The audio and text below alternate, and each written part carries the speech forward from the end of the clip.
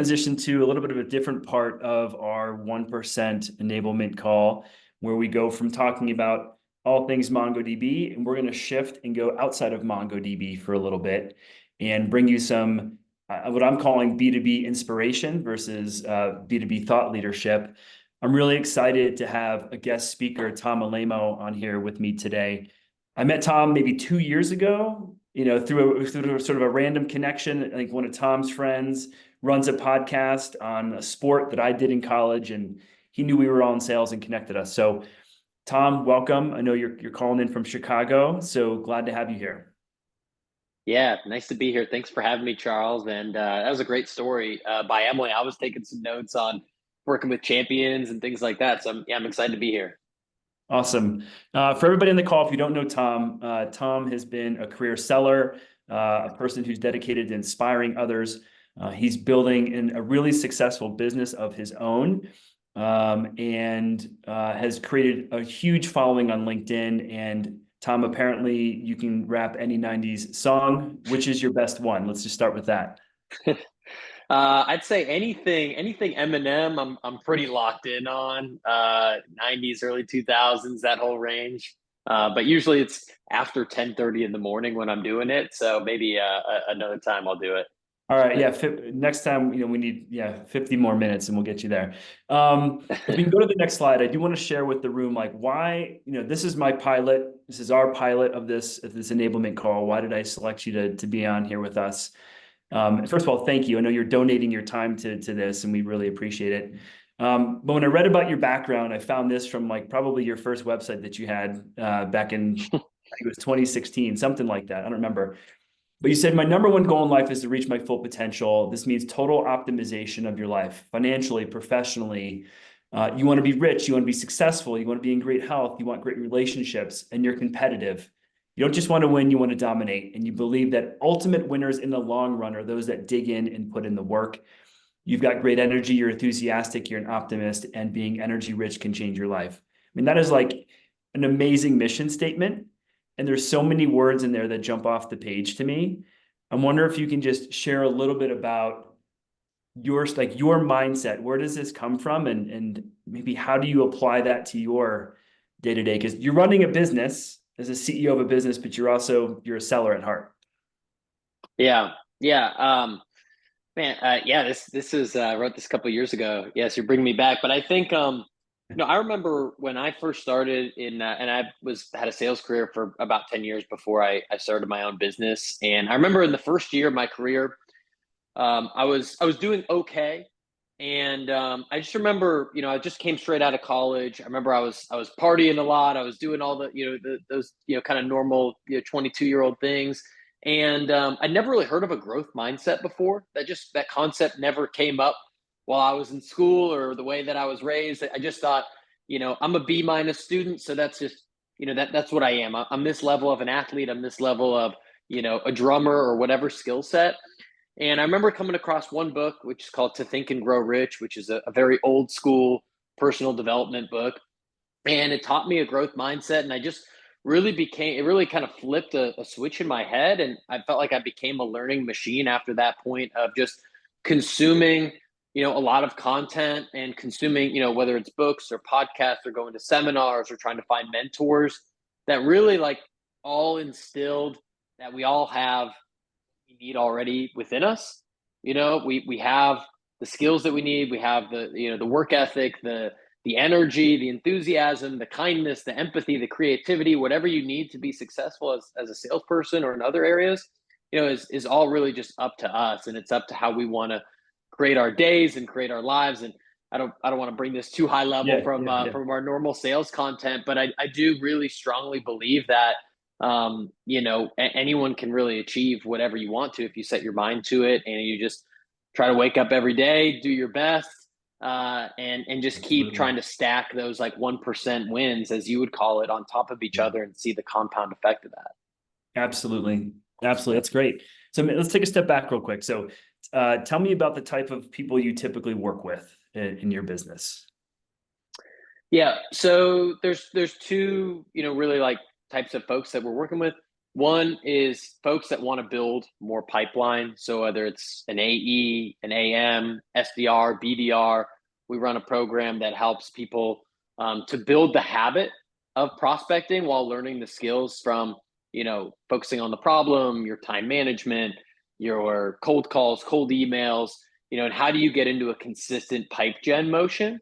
The second thing that we work with folks on is more on what I would call like the inner game of sales.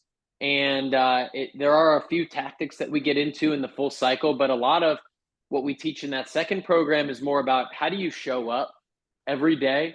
That a lot of tactics are out there. How do you run a good discovery call? How do you work with your champion? How do you run a great demo? But if I'm showing up on this call and I'm really anxious and I'm thinking about the fight I had with my significant other or this or that, that's going on in my personal life, it's really hard to be present with you, Charles. It's really hard to give my best on a day-to-day. It's hard to stay focused. And so we talk a lot about those habits. We talk about the things outside of work that then shows up in how we perform and trying to help reps, stay focused, but also achieve what they want both in their sales role and outside of that as well. Yeah, absolutely. I think like if you're a seller using LinkedIn all day long, you're finding tips and tricks and tactics, the next best cold call, the best subject line, the best email. There's lots of that out there, but you hit on a really good point. None of that really works unless your mind is working for you. And it seems like that's where you've kind of created your niche is really, you mentioned creating habits and building your inner game. What does inner game mean? How would you define that? Yeah, I would say the inner game is really, it's just the total collection of who you are and how you show up on a day to day. And so, oftentimes we make the comparison between sales and sports or business and sports. And I think in some ways it's an apt comparison. You see folks like LeBron or Simone Biles and all these folks spend hundreds of thousands or millions of dollars on their body, on their mind, whether it's recovery for their bodies or meditation or how they can sleep better, how they can eat better, because they know that extends the longevity and how they feel and how they show up impacts performance. And I think it's the same way in sales or in business, where the only thing that's capping us as salespeople is how good can we perform? How can we serve our customers better? And so if I have 20% more energy than I did last year, and I can think more clearly and I can think more creatively, and I've got a little bit more inspiration, then now all of a sudden, I can perform at a much higher level. And when we're talking about, 6, 7, 8-figure deals, a lot of those aren't just coming from like ground and pound, hitting the hammer on the nail type of work. It's a lot more strategic. It's a lot more thoughtful.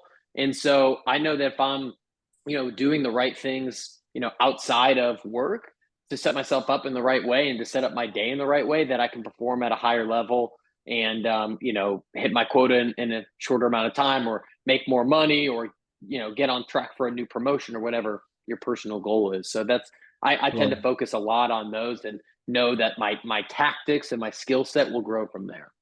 Yeah, absolutely. Well, you make a good point. I mean, I think at least for a lot of reps starting off in their career, it's very much hammer to nail, right? It's hustle, grit, grind, hard work, more calls, more emails, things like that. And that's not always the right solution. Of course, you need the hard work, right? Hard work is always going to pay off at some point. Yep. But what you're getting into is a little bit more of like, how do I work smarter? How do I work better and more efficiently?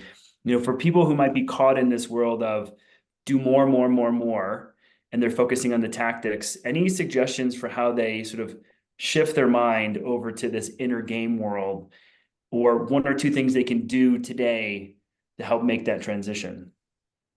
Yeah, sure. So I've got 3 steps that I typically teach as a foundation to some of this. So the first step is just prioritizing and having awareness of what does a normal day look like for you, right? So there's a quote: "How we spend our days is how we spend our lives," right? So if I'm working 8 to 10 hours a day, but working on the wrong things, then all that work is not going to make me as productive as I could be. So what I might do is I might take for a couple days, I might write down everything that I do in 30-minute increments, not what my calendar says that I'll do, but what I actually did, and just no judgment. Let's just write, okay, 8 to 8:30, I checked email. 8:30 to 9:30, I did some calls. 9:30 to 10, I was on Instagram. Shoot, I wasn't supposed to be, but I slipped. Okay. And now understand the 80/20 of how much time am I spending on revenue generating activities. It's not going to be 100% because, of course, we have internal calls. We've got to update Salesforce. We've got to do all these other things. But how can we turn that dial? The second piece then is once we understand that level, how can we set time in the calendar that we're focusing on those pieces every day? For example, if it's pipe gen, how do I put that hour or 90 minutes on my calendar every day? That's a no excuse. I'm going to show up and I'm going to do that on a daily basis. That's my commitment to myself. And then the third piece is how do we create systems so that it's more likely that we show up, right? So that can look like, batching our tasks. That can look like, setting things up to be in a certain time of day. If you're a morning person, it's probably easier for you to do like the tough thing in the morning. If you're an evening person, it might be the reverse.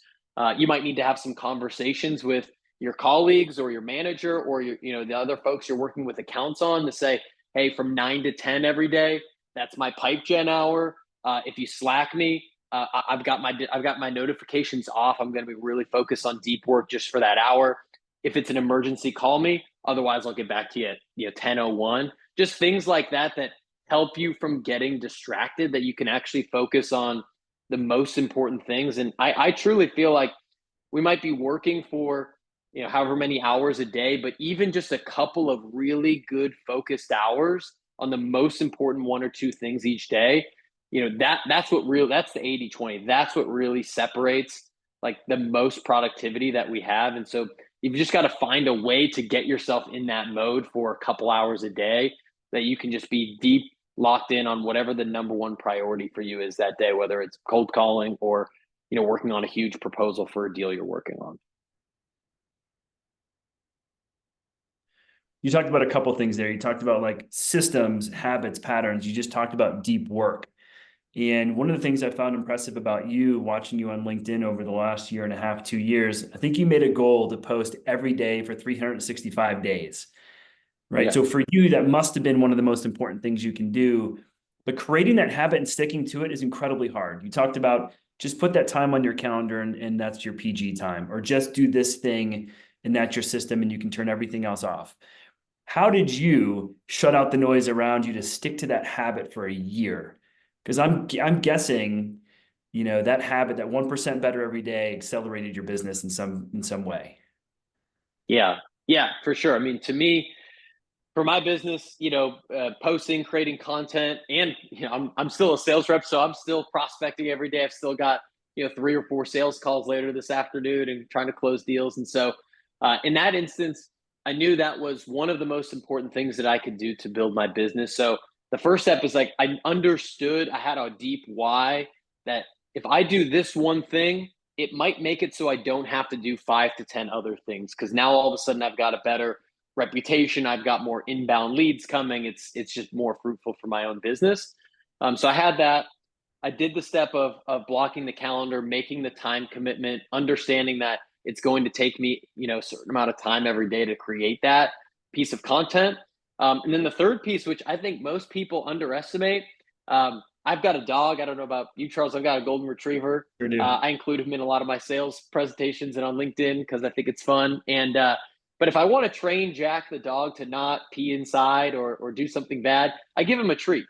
And we're smarter than dogs, but in some ways, like not that much, because we can actually train ourselves to do hard things. So what I suggest people do after, if you have resistance towards something, this works well with like prospecting or cold calling, is reward yourself after doing the hard thing. And that might look like a cup of coffee, a walk around the block, you scroll Instagram for 5 minutes, you just step away from the laptop and just like relax. But what that actually does is help to create a little bit of neuroplasticity in the brain. We're not going to get too scientific, but actually shows that now the next time you show up to do that hard thing, you have slightly less resistance, and you can build that muscle over time because you're training yourself that, yeah, we're doing this hard thing, but we get a reward at the end, right? There's actually a payoff. It's feeling good after a workout or something like that. It's the same kind of equivalent. So yeah, that's kind of the steps, like have the why, Yep. then you have the discipline with the block, and then try to give yourself a reward to keep yourself motivated. I love that one. I mean, I can remember as a rep going from one activity right into the next activity to the next activity. And several hours later, you're still in that same spot. You haven't taken a breath. You haven't refocused your brain. So I love that. Maybe it's Yeah. 5 or 10 minutes, just giving yourself a little bit of a mental reward or whatever's meaningful for you. So that's a great tip.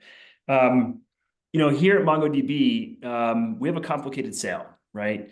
We're selling bottoms up, we're selling tops down. We have a complex technology. We have lots of competitors. We do a lot of pipeline generation here. It's the lifeblood of selling at MongoDB. And oftentimes, sellers can get in this trough of disillusionment, we kind of call it. So Mm. they're getting down, things aren't clicking. They're not getting the responses they want. They feel like maybe I'm not as good as I thought I was, or maybe this job isn't as great as I thought it would be. It can be a really hard moment. But the reps that get through that trough are wildly successful in the end, right? Yeah. I don't know if you've faced a trough like that in your business, but to have the mental wherewithal to get through that is really challenging to come out on the other side. So if you were to put yourself in those shoes, like I'm just wondering if I think a strong why is one of the answers, but what gets you through that trough, or what's one habit somebody can create to maybe get them through that trough? Yeah. Yeah, I think we don't talk about it much. I appreciate you bringing it up, but there's not a lot of like onboarding classes that I've been a part of or that I've seen at companies that talk about this. But I think it happens in any new role for sure. Any new role that I've had in the first 6 to 9 months, definitely in my first ever sales job, and definitely the most in the first 6 months of leaving the world of having a W 2 and owning a business and being 100% commission, I guess in some ways. I had that trough of disillusionment, and most recently when I started my business this past year, it was really hard to go from knowing that just about every year I'm going to hit my quota. I know roughly what I'm going to make. I know there's some upside. To hey, I don't know anything. I've never ran a business before. I could make $1 million. I could make $0. Like somewhere in between. Who knows? And God forbid if I start comparing myself to people that I see on social media. And so I felt that. I felt a lot of pain on that on a daily basis, a lot of anxiety in that in the first 6 months. And um, I felt like two things, maybe three things that helped me the most was number one, I sought out people that had been there before. So if people are in that trough, if they're earlier in their sales career or even just earlier in their MongoDB journey, you can't underestimate having someone that has your back that's been there before and that's seen this movie before. Even if it's just to tell you, hey Charles, it looks like you're doing all the right stuff, man. Just keep doing it. It'll get better. And that's what a lot of people told me is just you're doing the right stuff. It takes time. Sometimes it's like, oh, you're doing this. You might want to try this. You might want to change your pricing or this tactic or that tactic. But a lot of it is just getting that advice. We're communal people, and so having people in some sort of a tribe at your company or a mentor if you have one, even if they're not at Mongo, might be really helpful for you. Um, and then once I kind of got my head around that, I decided to just focus as much as I could on inputs. And so I came up with, whenever I was in sales, I thought of it as like sales math, quote unquote. So, I need to make this number of calls a day. I need to have this number of net new meetings per month, which results in a certain amount of pipe, which results in a certain amount of closed one, if we play the numbers game. And so I tried to boil it down to just its most basic units. And so for me, that was, I need to create a certain amount of pieces of content as a business owner. I need to have a certain amount of sales conversations so I know more or less what my conversion rate's going to be. Sure. And then, I need to spend a certain amount of hours talking to clients and doing trainings every week. And so just choosing like 3 to 5 numbers to focus on every day and every week, hold myself accountable and just know, hey, if I spend this much time talking to customers and I'm doing this much outbound and, working in this way, there's no way that I'm not going to start landing clients, that I'm going to start getting to where I need to. And I think for especially sellers that are selling these huge deals that, always take 6, 9, 12, 18 months, sometimes 24 months, just focusing on what's the one or two things that can move me forward in the biggest way possible today, that has the highest amount of leverage. If I do that, I can feel good about what I did and know that the results on the scoreboard are going to follow. It's awesome. Yeah, I wrote down a couple of things there. Sales can be a lonely world, right? You can feel like, man, I'm the only one who's down right now, or I'm the only one who's not feeling motivated today. But there's lots of people who are. We don't want to talk about it. So your first piece of advice is seek out somebody else, right? And look for people that can help get your back and pull you through those moments. Sometimes it's not your manager. Sometimes it's not the person on your team, right? You got to kind of find who that person in your network is going to be, or multiple people, teams of people. So seek those people out. Then you also talked about just focusing on the inputs, not the outputs. There's no way I'm going to fail if my inputs are consistent. And we have something here called metrics for success that help us track that. We have route to money, which is your sales math. But you're also talking about breaking down that sales math even further and really understanding the leading indicator to the leading indicator and how to do that. Yeah. So 2 great tips: seeking out input and focusing on the in, not the out.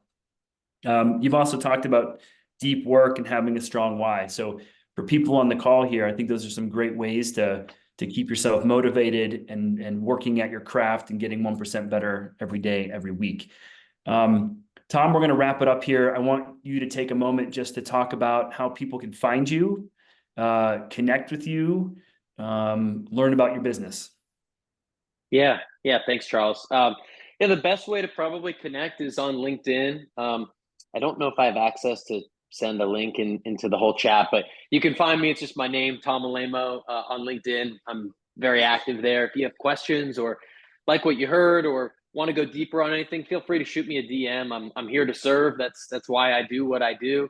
Like I mentioned, I've got 2 programs that I run. One is a 30-day boot camp that helps you specifically with pipe gen and to build more pipeline. And the other is more focused on the inner game. And I'm working with AEs and AMs in a group setting to work on some of that. But even if you're not interested in a program, if you just have a question, like I said, I'm here to help. I'm here to serve the sales community, and feel free to reach out and let me know if I can be helpful at all. Well, Tom, we'll include all your information in our newsletter. I hope everyone here reaches out and connects and follows you. So we do appreciate your time very much. Thank you for the tips and tricks and just for giving us 15 minutes. For everybody else, we're going to wrap. Be on the lookout for our newsletter, which will include this content and much more. Please take a survey we send out and give us your feedback on what was helpful, what we can do better, and look for the next call happening on September 18th. So thank you all. I hope you have a great rest of your week. Bye-bye.